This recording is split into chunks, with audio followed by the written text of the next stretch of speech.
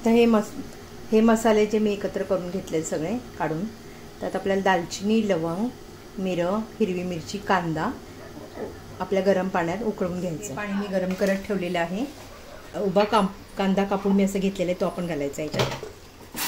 मिरी 4-5, लवंग 4-5, वेलची 2 घातल्यात, दालचिनीचा तुकडा 1 घालायचा आणि हिरवी मिरची 1 आपल्याला घालायची. धुवून घेतले मी. 1 हिरवी मिरची घालायची. आता हे आपण असं बॉईल करून घेऊया. आता आपलं हे बॉईल करून झालेलं आहे. हे आता मिक्सरला मी वाटून घेते.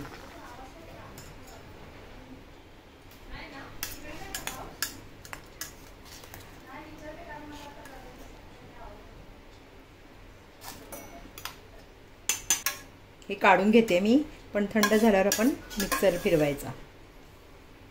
तर हे मी थंड झाल्यावर मी वाटून घेणार आहे.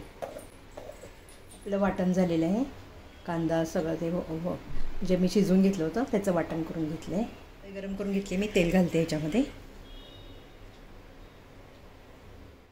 तेजपत्ता घालायचा आहे.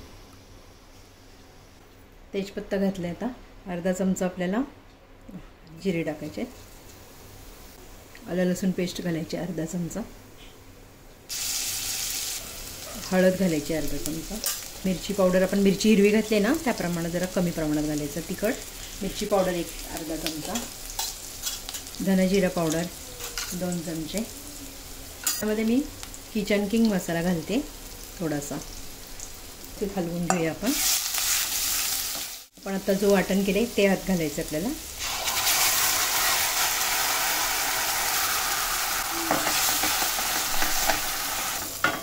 आपला हा जर कांदा भाजतोय ना तोपर्यंत आपण ह्या साईडला पनीर भाजून घेऊया, फ्राय करून घेऊया.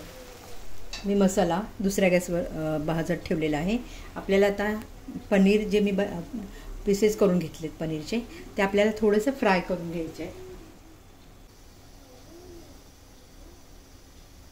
पनीर आता मी यामध्ये घालते.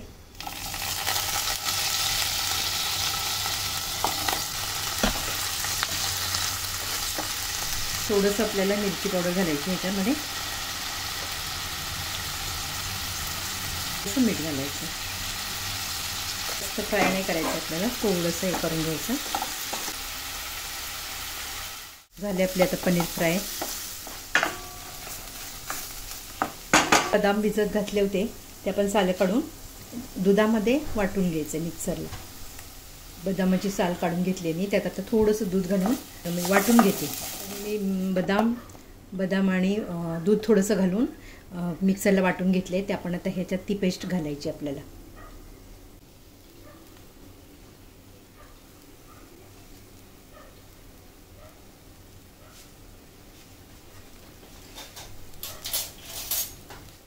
चांगलं व्यवस्थित आपण हलवून घेऊया. पनीर जे भाजून घेतले ते आपण आता ह्याच्यात टाकूया.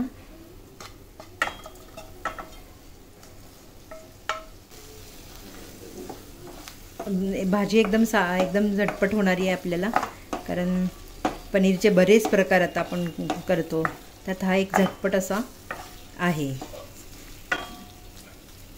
आपल्या घरी पाहुणे आले, पटकन आपल्याकडे पनीर असेल, पनीर की लगेच बदाम गरम पाण्यात टाकायचे आणि पनीरचे तुकडे करून फ्राय करून भाजी लगेच तयार होते.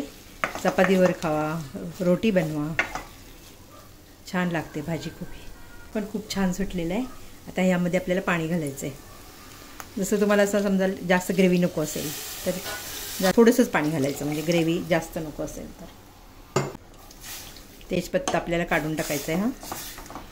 म्हणून वाटलं ना बदाम आणि पाणी ते ह्यामध्ये थोडंसं पाणी घालून आपण घ्यायचं. चांगली उकळी येऊ द्यायची. लास्टला मीठ घालायचं. पुरी मेथी घालायची आपल्याला ह्याच्यात.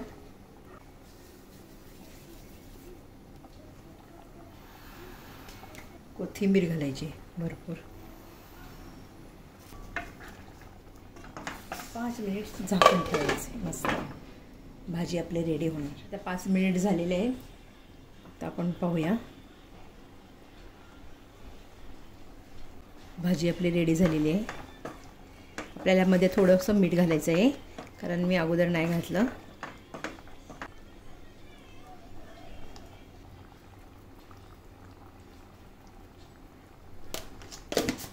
कारण आपण मीठ आपण ह्याला फ्राय करताना पनीर फ्राय करताना आपण घातलेलं आहे ना, म्हणून मी जरा कमी घातले. भाजी रेडी झाली. मी आता सर्व करते. रेसिपी जर तुम्हाला आवडली असेल तर लाईक करा, शेअर करा, सबस्क्राईब जरूर करा.